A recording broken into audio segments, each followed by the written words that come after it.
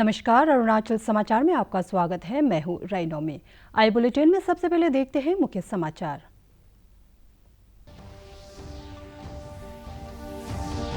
प्रधानमंत्री नरेंद्र मोदी ने कहा, भारत ऑस्ट्रेलिया के साथ अपने संबंधों को मजबूत बनाने के लिए प्रतिबद्ध। कहा, यह सिर्फ दोनों देशों के लिए ही नहीं बल्कि समूचे भारत प्रशांत क्षेत्र और विश्व के लिए महत्वपूर्ण।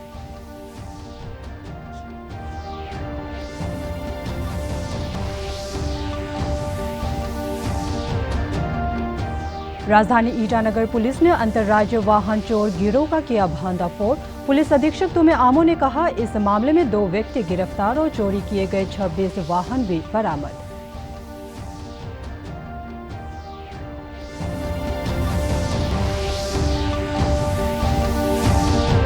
केंद्रीय मानव संसाधन विकास मंत्री रमेश पोखरियाल निशंक और शहरी कार्य मंत्री हरदीप सिंह पुरी ने आज संयुक्त पहल ट्यूलिप का किया शुभारंभ।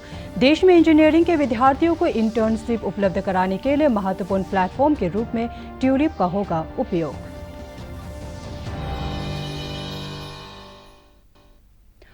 प्रधानमंत्री नरेंद्र मोदी ने कहा है कि भारत ऑस्ट्रेलिया के साथ अपने संबंधों को मजबूत बनाने के लिए प्रतिबद्ध है। उन्होंने कहा कि ये सिर्फ दोनों देशों के लिए ही नहीं बल्कि समूचे भारत प्रशांत क्षेत्र और विश्व के लिए महत्वपूर्ण है। पहले भारत ऑस्ट्रेलिया वर्चुअल शिखर सम्मेलन को संबोधित करते हुए प्रधानमंत्री ने कहा कि मौजूदा कोरोना संक्रमण के दौर में समग्र रणनीतिक साझेदारी की भूमिका महत्वपूर्ण हो जाती है। उन्होंने कहा कि दोनों देशों के बीच मजबूत करने का ये उचित समय है और इन संबंधों को मजबूत करने की अपार संभावनाएं भी है। प्रधानमंत्री ने कहा कि सरकार ने कोविड-19 संकट को एक अवसर के रूप में देखा है और सभी क्षेत्रों में समग्र सुधार शुरू किए गए हैं, जिनके परिणाम शीघ्र ही दिखने लगेंगे। श्री मोदी ने देशवासियों की तरफ से ऑस्ट्रेलिया के कोविड प्रभावित लोगों के प्रति संवेदना प्रकट की। उन्होंने ऑस्ट्रेलिया स्थित भारतीय समुदाय के प्रति कोरोना संकट के समय ऑस्ट्रेलिया सरकार द्वारा उठाए गए कदमों की सराहना करते हुए धन्यवाद दिया। ऑस्ट्रेलिया के प्रधानमंत्री स्कॉट मॉरिसन ने अपने संबोधन में कहा कि उनकी सरकार समेकित और समृद्ध भारत प्रशांत क्षेत्र को लेकर प्रतिबद्ध है। उन्होंने कहा कि आने वाले वर्षों में इस क्षेत्र में भारत की अहम भूमिका रहेगी।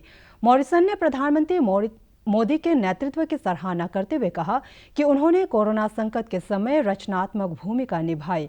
उन्होंने कहा कि भारत और ऑस्ट्रेलिया के बीच जहाज रानी संबंधों को अन्य क्षेत्रों में पारस्परिक संबंध मजबूत करने के लिए इस्तेमाल किया जा सकता है। मॉरिसन ने भारत को विश्व स्वास्थ्य संगठन के कार्यकारी बोर्ड का अध्यक्ष चुने जाने पर कहा कि स्वास्थ्य समेत विश्व की कई कठिन समस्याओं को सुलझाने में मदद मिलेगी। विश्व अपनी दोस्ती को और मजबूत बनाने के लिए हमारे पास असीम संभावनाएं हैं। ये संभावनाएं अपने साथ चैलेंजेस भी लाती हैं। चैलेंजेस की किस तरह इस पोटेंशियल को वास्तविकता में ट्रांसलेट किया जाए ताकि दोनों देशों के नागरिकों, बिजनेसेस, एकेडमिक्स, रिसर्चर्स इत्यादि के बीच लिंक्स हो और जो और मजबूत बने। कैसे हमारे संबंध अपने क्षेत्र के लिए और विश्व के लिए एक फैक्टर ऑफ स्टेबिलिटी बने, कैसे हम मिलकर ग्लोबल गुड के लिए कार्य करें, इन सभी पहलुओं पर विचार की आवश्यकता है। विश्व को इस महामारी के आर्थिक और सामाजिक दुष्प्रभावों से जल्दी निकालने के लिए एक कोऑर्डिनेटेड और कोलैबोरेटिव अप्रोच की आवश्यकता है। राजधानी क्षेत्र पुलिस ने अंतर्राज्यीय वाहन चोर गिरोह का भंडाफोड़ करते हुए देश के विभिन्न राज्यों से चोरी किए गए 26 गाड़ियों को बरामद किया है, जिसमें से 22 फॉर्च्यूनर, 2 क्रेटा और ब्रीजा जैसे वाहन शामिल है। आज ईटानगर में संवाददाताओं को संबोधित करते हुए पुलिस अधीक्षक तुम्हे आमो ने बताया कि पूर्वोत्तर राज्यों में देश के अन्य राज्यों से चोरी किए गए वाहनों को बेचने के आरोप में 2 व्यक्तियों को गिरफ्तार किया गया है।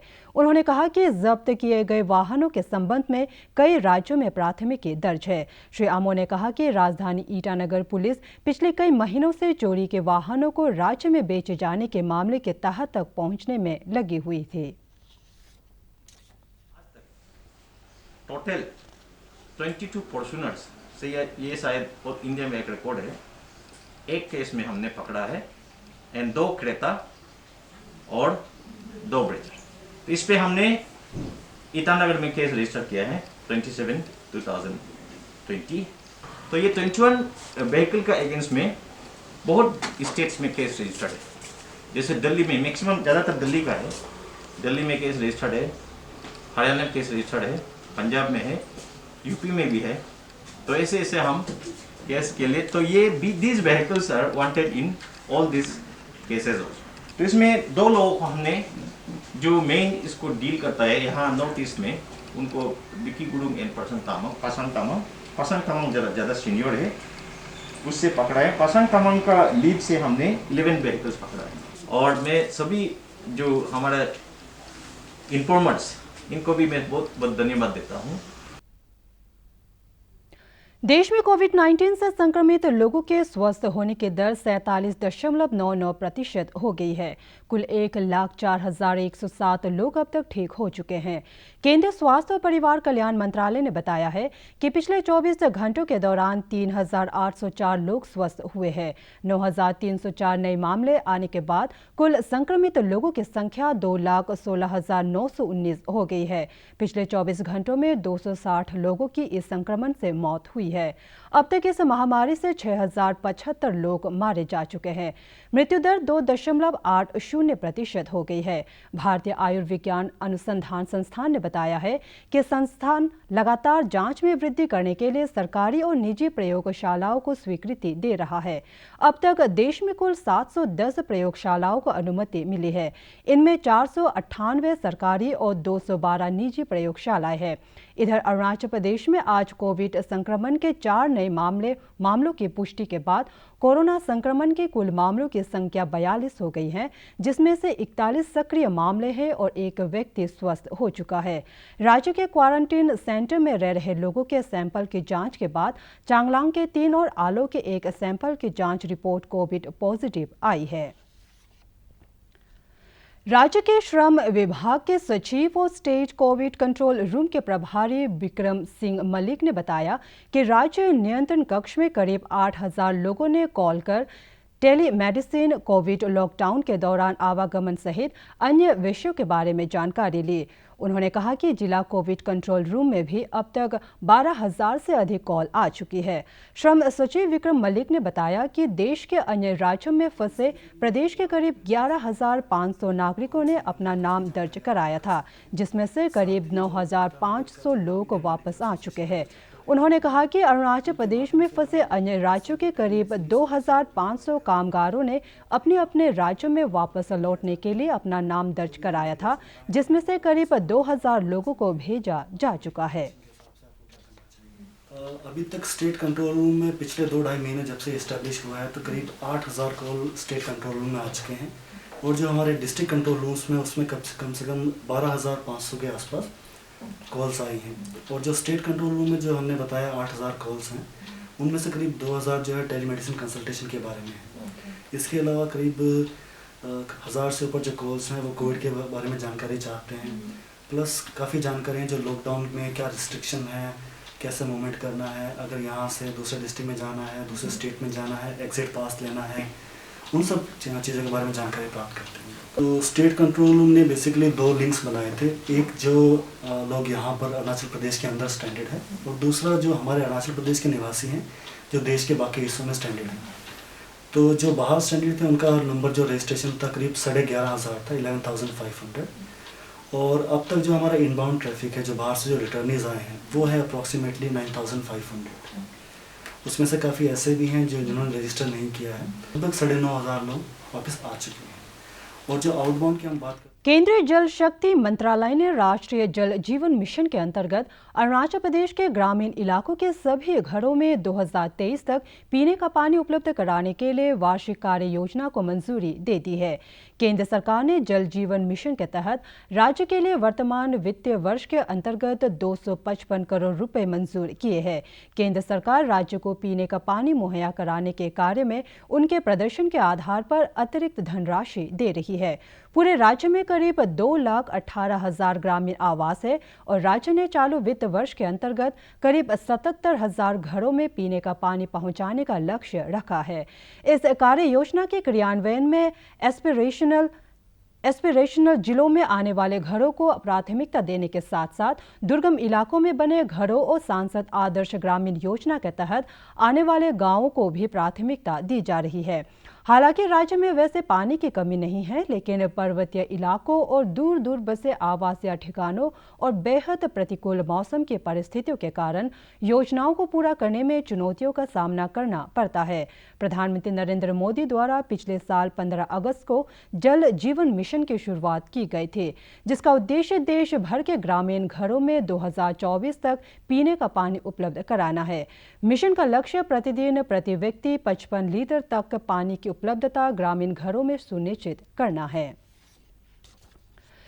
केंद्रीय मानव संसाधन विकास मंत्री रमेश पोखरियाल निशंक और शहरी कार्य मंत्री हरदीप सिंह पुरी ने आज संयुक्त पहल ट्यूलिप का शुभारंभ किया। इसका उद्देश्य देश में इंजीनियरिंग के विद्यार्थियों को इंटर्नशिप उपलब्ध कराना है। इस प्लेटफॉर्म का उद्घाटन करते हुए शहरी कार्य मंत्री हरदीप सिंह पुरी ने कहा कि ट्यूलिप से विद्यार्थियों, शहरी स्थानीय निकायों सहित सभी पक्षों को लाभ होगा। इसके देश में युवा प्रतिभाओं की पहचान सुगम होगी। उन्होंने कहा कि देश में इस प्रकार का ये पहला कदम होगा जिससे प्रतिभा को समुचित अवसर देकर देश के जनसांख्यिकी के आधार पर पूरा लाभ किया जा सकेगा। श्री रमेश पोखरियाल निशंक ने कहा कि ट्यूलिप युवाओं में बौद्धिक कौशल को बढ़ावा देगा। इससे युवाओं की नवाचारी बौद्धिक क्षमता का सदुपयोग हो सकेगा और अगले 5 वर्ष में $50 खरब की अर्थव्यवस्था का लक्ष्य हासिल करने में मदद मिलेगी। वेब आधारित ट्यूलिप प्लेटफॉर्म के इंटर्नशिप कार्यक्रम से विभिन्न शहरी स्थानीय निकायों में विद्यार्थी स्मार्ट सिटी विकसित करने में भी सहयोग दे सकेंगे। शुरुआत के पहले वर्ष में इस कार्यक्रम से लगभग 25,000 विद्यार्थियों को लाभ होगा। ये महत्वपूर्ण और बहुत लाभदायक कदम होगा। I just want youth, educated engineering graduates and getting them to dedicate to the work of our urban local bodies and our overall process of urbanization. दुनिया की बड़ी सी बड़ी कंपनियों में राजीव गांधी विश्वविद्यालय आरजीयू के शिक्षा और मनोविज्ञान विभाग द्वारा संयुक्त रूप से स्कूल साइकोलॉजी, जीवन कौशल और मानसिक स्वास्थ्य विषय पर 2 दिवसीय कार्यशाला आयोजित की गई। इस कार्यशाला का उद्घाटन करते हुए आरजीयू के कुलपति प्रोफेसर साकेत कुशवाहा ने मानसिक स्वास्थ्य और जीवन कौशल के बारे में जागरूकता के लिए शिक्षक संकाय के सदस्यों से अपने जीवन के वास्तविक उदाहरणों को सामने रखकर छात्रों का मार्गदर्शन करने का आह्वान किया। केंद्रीय विश्वविद्यालय कश्मीर के कुलपति प्रोफेसर मेहराजुद्दीन मीर ने ऑनलाइन टीचिंग के दौरान शिक्षकों से छात्रों के तनाव और मनोभाव की स्थिति का ध्यान रखने को कहा। कोविड महामारी को देखते हुए केंद्र सरकार द्वारा डिजिटल प्लेटफॉर्म के माध्यम से शिक्षण प्रक्रिया को जारी रखने के दिशा निर्देशों का पालन करते हुए आरजीयू के विभिन्न विभागों द्वारा वेबिनार आयोजित किए जा रहे हैं। This is the difficult time. COVID-19 is a pandemic, and the health issue, mental well-being, mental health is a very important issue nowadays, and we being in educational institution, I believe that it is our prime duty to address the issue of mental health or mental well-being of our students, and our psychology department has planned together with education department. राज्य के कई संगठन corona संक्रमण को फैलने से रोकने के लिए दिन रात ड्यूटी में लगे कोविड वॉरियर्स का मनोबल बढ़ाने में लगे हुए हैं। ईस्ट सियांग जिले में रूने यामेन सीरूम एसोसिएशन द्वारा जिले के विभिन्न स्थानों पर ड्यूटी कर रहे पुलिस कर्मियों, स्वास्थ्य कर्मियों सहित अन्य कोविड वॉरियर्स का मनोबल बढ़ाने के लिए उन्हें मौके पर ही भोजन का पैकेट वितरित किया, जिसमें स्थानीय व्यंजन शामिल थे। रूने यामेन सीरूम एसोसिएशन के सदस्यों ने कोविड महामारी पर नियंत्रण के लिए चिकित्सकों, नर्सों, पुलिस, छात्र संगठन और गैर सरकारी संगठनों की सेवाओं की प्रशंसा करते हुए लोगों से उनके साथ सहयोग करने की अपील अपील की है।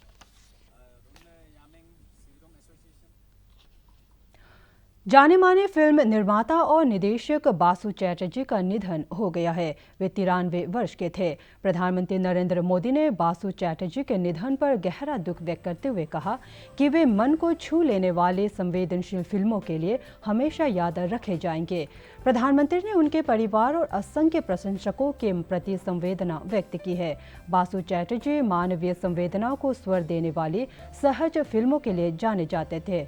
छोटी सी बात, रजनीगंधा, चिच्चोर, पिया का घर, शौकीन, खट्टा मीठा और बातों बातों में जैसी फिल्में दर्शकों के मन पर गहरी पकड़ की उनकी क्षमता का प्रमाण है। बासुदा नहीं है, लेकिन उनकी फिल्में हमेशा हमेशा मानव मन की सहज सरल परतों की याद दिलाती रहेंगी। अरुणाचल समाचार के आज के अंक में इतना ही। हम कल फिर हाजिर होंगे अरुणाचल और देश दुनिया की खबरों के साथ। आप देखते रहिए अरुण प्रभा। नमस्कार।